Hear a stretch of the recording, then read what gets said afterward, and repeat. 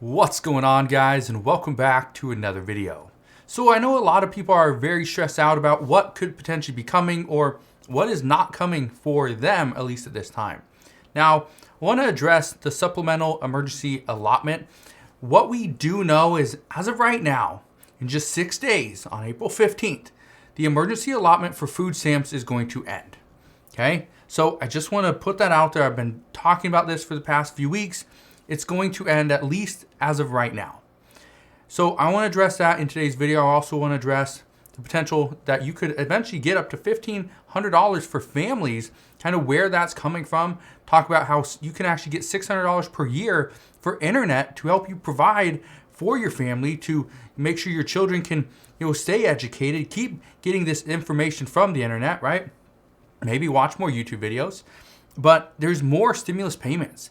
And again, and I talk about this all the time, is there may not be these payments from the federal government, but there's money in the states.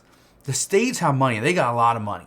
So the states are going to provide some benefits, but just which states? Now, let's get right into it. The main thing that I really want to discuss in today's video is the supplemental emergency allotment. Again, it expires in just 6 days. Now, this additional benefit, it has been paid out for the majority of the past 2 years, and it has been a huge help to millions and millions of families. These payments have amounted to roughly $100 per month. Now, and again, I talk about this all the time. If you lose $100 a month, if you make $1 million, no big deal. But if you only make $1,500 or $2,000, that's a large portion of your income that you are losing. So it's a huge chunk. Now, granted, some states are going to continue with their own emergency allotment programs, but the majority of states are not, okay? So if you do, and you are getting the supplemental emergency allotment, which almost everybody is, then just understand it's going to go away. You're going to lose about $100 per month starting very soon, okay? If you have questions on that, you can always ask your questions down in the comment section below, but also feel free to reach out to certain departments, okay, within your state, and ask them the questions, because they're going to know more than I will, okay? Information that I get is just doing research and going to specific websites in individual states and seeing who is actually providing which benefits and for how long. So again, call the state, call the office, okay, and figure out if you're going to continue to get more benefits or not. The next thing, there's a lot of benefits still out there, okay? There's a lot. And I've been talking about this for quite some time, is yes, there's something called, and there's a lot of additional information out there, but for people in Texas, there's something called a supplemental special education services. Now, this benefit, and let me show you this, it's actually a one-time payment. It's a one-time payment of $1,500, okay? And it goes to eligible parents or caregivers. Not sure how you become eligible? Well, here you go. To be eligible, you need to be enrolled in a Texas public school, enrolled in pre-K through 12th grade, and a student with a disability served through special education.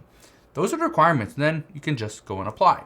Now, the reason why I bring this up, states have so many different programs, and the majority of these programs, they never tell you about. And the reason they never tell you about them is because, well, it costs a lot of money to educate the residents of a state or a specific county or city of these different programs. And so in order to have more money for the program itself, they don't go and broadcast it. They don't go and advertise these services. So you pretty much have to just stumble upon them. Now, that's not the only one. Now, that's in Texas. But there's another one, and I've been talking about this for the past year, is this one right here. You can actually get $50 a month for your internet bill. It's called the Emergency Broadband Benefit Program. Now, the nice thing about this is it's $50 a month that you get, okay? All you got to do is go and apply. Go and hit the button, apply today. That's all you have to do. And again, and I say it's all you have to do, and I understand some people don't have the time or they don't have the ability to do it because maybe they don't have a computer that's going to work or whatever. But again, if it can save you $50 a month or $600 per year, I highly recommend you go and do it, okay? Now, there's some other states that are looking at providing more benefits. Now, here's something that we've been seeing a lot lately is grandparents, relatives that are taking care of their grandchildren or a family member's child. Why are they not receiving any additional benefits? Well, some states are actually considering giving grandparents $1,000, giving even up to $2,000 to help raise a child. Arizona, just for example, they want to increase the stipend for relatives that goes from $75, they want to increase it up to $300 per month. A $225 per month increase.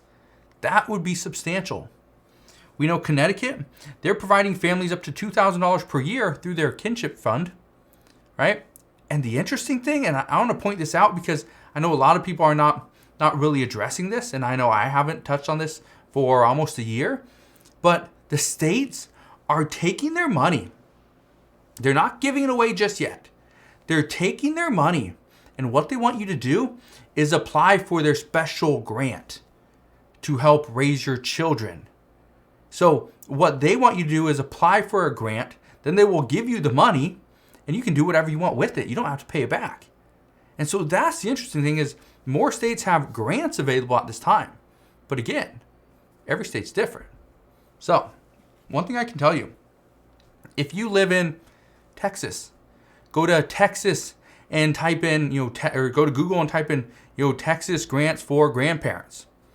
Guess what? A bunch of stuff's gonna pop up. Let's say you live in Washington State. Go to, and let's say I'm from, Seattle or King County. I type in Seattle, Washington, grants for grandparents or for family member, relative, right? Or I type in King County grants. It's that simple. Google is going to provide you all the information.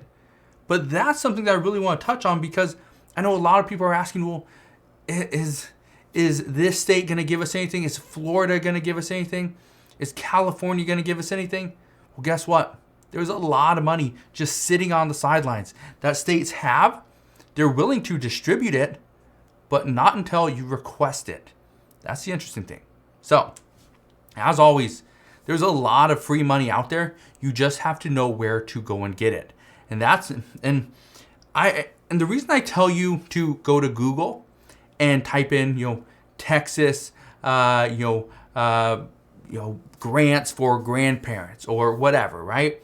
The reason I tell you, as opposed to, jumping over to Google myself and typing it all in and showing you, is because what happens is if I showed you the website to go to, and there's a bunch of different websites, if I show you the exact website, everybody that watches this video that's from Texas that is a grandparent and wants this additional funding, they're gonna go to that exact same website and click on the exact same apply now button, okay? They're gonna figure out the requirements to get the grant. And if a bunch of people do this, not everyone's gonna get it. So that's the reason why I don't show you exactly the steps to take, because it's a little too simple and people would just go and do it. So just understand that's the reason why, or else I would love to show you and do it for every single state, but for obvious reasons, it just wouldn't make sense. Now, one thing I can tell you is, again, there's more money coming. It's just not coming from the federal level. It's coming from states, it's coming from counties, and it's coming from cities themselves. So if you have any questions whatsoever, please ask your questions down in the comment section below. As always, thank you guys for watching. Consider subscribing. I'll see you guys on the next one.